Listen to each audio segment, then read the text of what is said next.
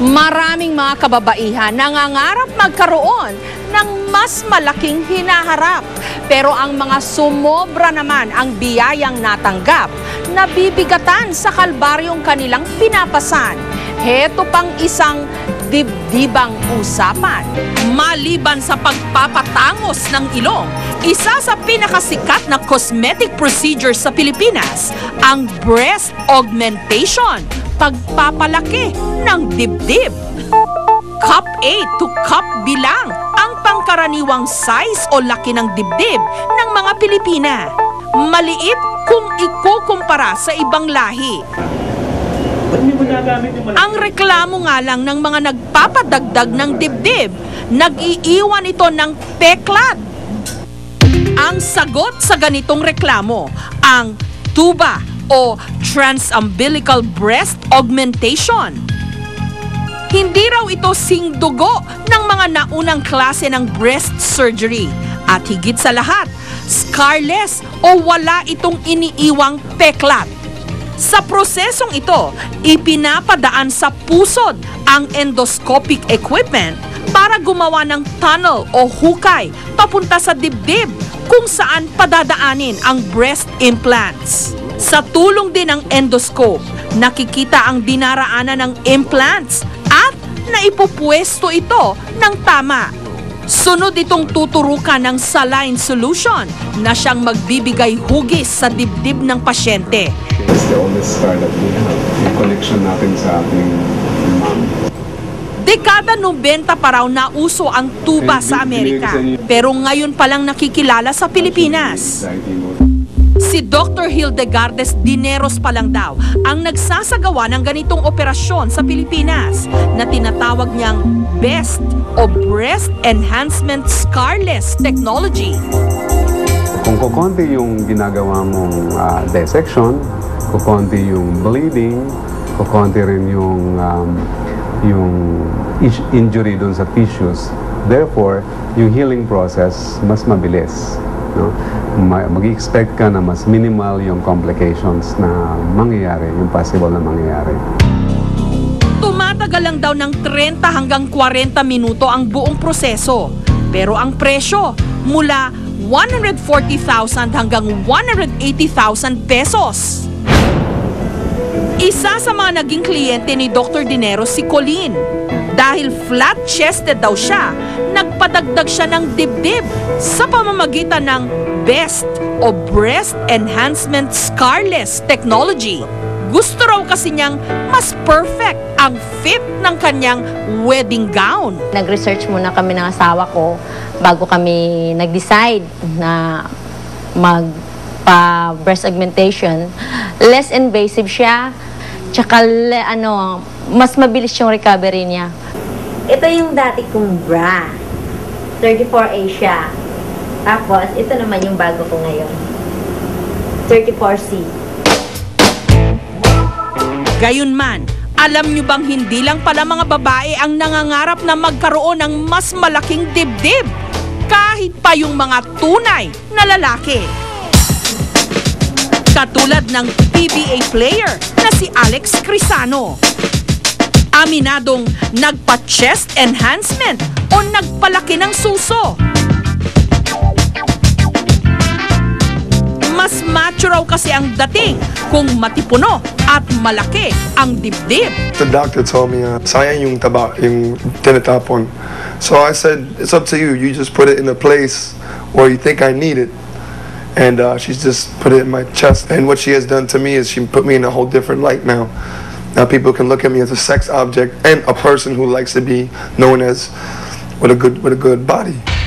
Sumailalim si Alex sa tinatawag na male pectoral breast augmentation. Mismong taba mula sa ibang bahagi ng katawan ang inilipat sa dibdib. I really don't know, but it's big. I know, like when I stand next to people, they're like, "You got big boobs." They say, "I think you need a sports bra," and I say, "Hey, I like to have a big chest."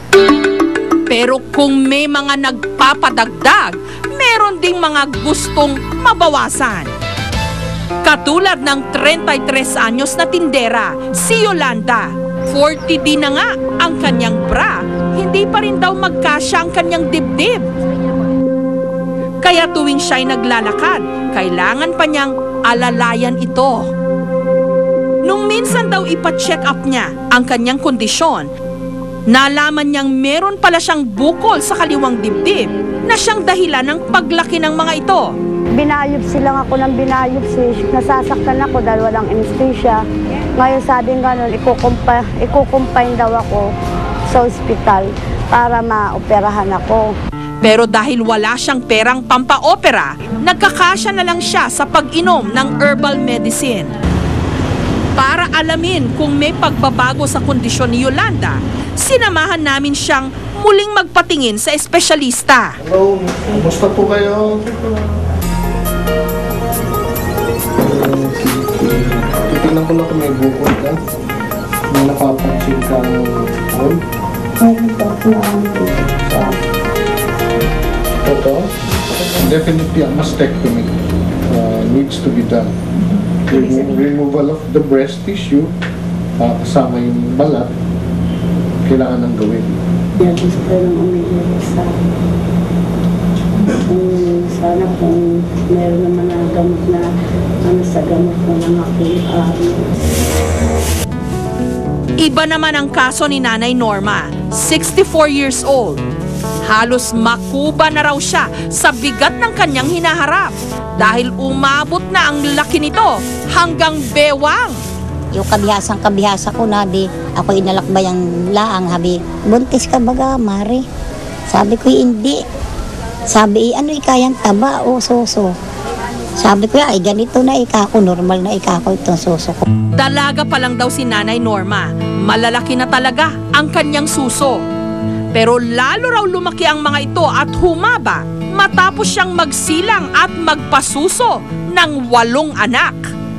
Matitigilaan ako ng ilang buwan at aanak na naman. Kaya ito ay iniingatan ko baka masira pa. Kaya ito hindi ko pinang-aaraw-araw.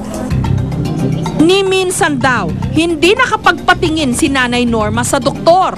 Ayaw kasi niya. Kaya minabuti naming ipakita na lang ang video niya sa espesyalista. Sa akin, hypertrophic breast pa rin ang tawag natin dyan. It's a general term for a big breast which is not a normal or just an enlarged breast. No? So, isa din yung gigantomastia. No? Gigantomastia o abnormal na paglaki ng dibdib dahil sa hormonal imbalance. Pero pwede naman daw itong malunasan sa pamamagitan ng breast reduction. Noong 2009, sa programang Wish Ko Lang, itinampok ang kwento ni Pelma, tiga Brooks Point sa Palawan. Sa unang tingin, aakalain mong malaki lang ang kanyang tiyan, ngunit ito na pala ang kanyang dibdib. Nung taon ding yon, naoperahan siya. Umabot ng 25 kilos ang laman na tinanggal mula sa kanyang dibdib. Makalipas ang 1 taon, kinamusta namin siya. Mas magaan na raw ang buhay niya ngayon. Mas nakakaya ko na siya na humarap sa mga matataas na tao, sa tao. Pero dahil tinanggal ang 2 niyang dibdib, gumagamit na lang siya ng bra ngayon na may foam para maski papaano may forma pa rin ang kanyang katawan. Naisip ko, lalo na sa pagsusuot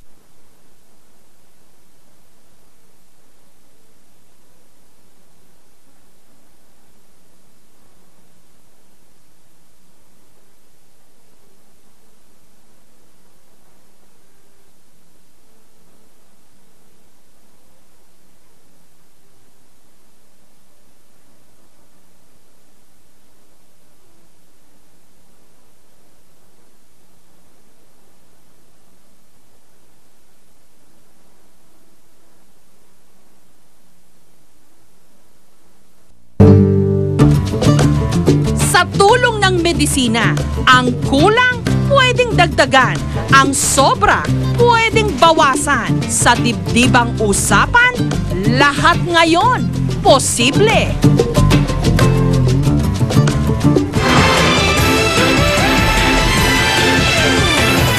Susunod, hindi na sila mga bata, pero naglalaro pa.